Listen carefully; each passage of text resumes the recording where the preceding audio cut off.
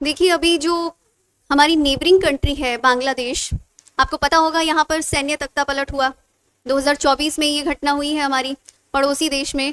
और चाइना का जो अब बढ़ता हुआ प्रभाव है वहाँ पर, ये भारत के लिए चिंता का विषय है, क्योंकि जाहिर सी बात है कि जो बांग्लादेश है हमारे लिए बहुत इंपॉर्टेंट कंट्री है। वहाँ की सिक्योरिटी एंड पीस बहुत मायने रखती है भारत के लिए, बहुत ज़्यादा, क्योंकि हम अपनी बाउंड्री शेयर करते हैं बांग्लादेश के साथ। भारत की सबसे ज़्यादा बाउंड्री शेयर होती है, और अगर वहाँ पर कोई भी सिचुएशन क्रिएट होती है तो जी हमारे लिए बहुत ज़्यादा कंसर्न का एक विषय, एक चिंता का मुद्दा हो जाता है, क्योंकि चाइना तो है हर जगह, वो हाथ जहाँ भी डालेगा वो इंडिया के अगेंस्ट भारत विरोधी ही गतिविधियों में शामिल मिलेगा आपको। इंडिया को कोई खासा पसंद तो करता नहीं है, सब जानते हैं ये।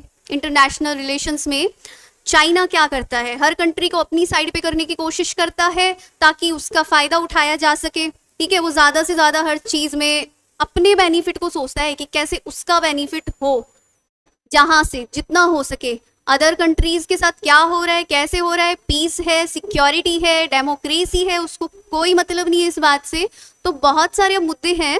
अब रिसेंटली क्या हुआ है, बांग्लादेश में जो पोर्ट है चटगांव, ठीक है, बंदरगाह है वहां पर, कि वो निवेश करने की मतलब उसकी पूरी है कि इसको मॉडर्नाइज करेंगे, बहुत अच्छा सा इसको पोर्ट को, बंदरगाह को डेवलप करेंगे, और आगे के लिए इन फ्यूचर ताकि ज़्यादा से ज़्यादा ट्रेड वगैरह को लेके और अदर चीज़ें जो है सिक्योरिटीज़ वगैरह को लेके, मैरी टाइम जो हमारे सिक्योरिटी है। तो बंगाल की खाड़ी में भी ना अभी अपनी गतिविधियाँ, ठीक है, अपनी प्रेजेंस को शो करना चाह रहा है चाइना। अपनी प्रेजेंस को ये हर जगह शो करना चाह रहा है जहाँ जहाँ से ये कर सकता है। तो अब चटगांव में ये डेवलपमेंट चल रहे हैं, ठीक है। अब ये सारी बातें, ये सारे मुद्दे भारत के लिए चिंताजनक हो जाते हैं। वो किस तरह से, क्योंकि देखिए कंसर्न बढ़ रहा है तो वो उनको अपने फेवर में लेगा। पहले जो हमारी जो बांग्लादेश की जो पीएम थी शेख हसीना जी, उनके साथ बहुत अच्छे रिलेशंस रहे हमारी कंट्री के, और वो बहुत इन चीज़ों में बिलीव करती थी, विश्वास करती थी कि जी सेक्युलरिज्म होना चाहिए, ठीक है, सेक्युलरिज्म होना चाहिए वहाँ पर।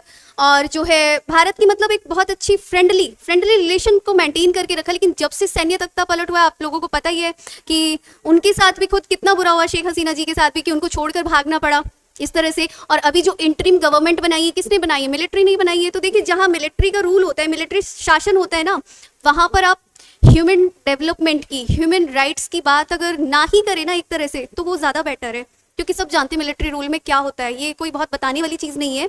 और धीरे धीरे जो अपनी प्रेजेंस ये बढ़ा रहा है बांग्लादेश में बंगाल की खाड़ी में, भारत के लिए बहुत ज़्यादा चिंता का विषय होगा कि वो हर तरह से, कि हम मैरीटाइम सिक्योरिटी पे वर्क कर रहे हैं मिलके, और हम कंट्री के डेवलपमेंट के लिए वो कुछ नहीं करते। श्रीलंका का जो हाल हुआ था सब जानते हैं, ठीक है। श्रीलंका की क्या इकोनॉमी कोलैप्स हो गई, श्रीलंका की पूरी इकोनॉमी ही कोलैप्स हो गई।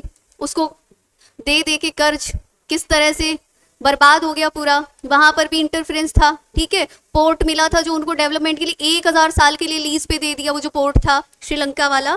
तो अब ये चीज़ें भारत के लिए थोड़ा सा होता है कि भारत अपने मजबूत कैसे संबंध करे बांग्लादेश से, कि अपना वो मतलब जो है अपना सेफ साइड कैसे रखे, क्योंकि नेबरिंग कंट्री है हमारी, बॉर्डर इश्यूज भी हो सकते हैं वहाँ से जो है इमिग्रेंट जो आते हैं, ठीक है, जो एक तरह से समझो कि इलीगल सीमा लांघ के जो वहाँ की जो पॉपुलेशन है वहाँ। तो मतलब हर तरह से ये भारत के लिए बड़ा चिंताजनक विषय है।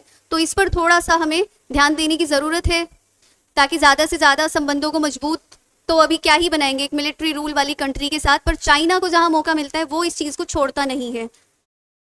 Thank you so much.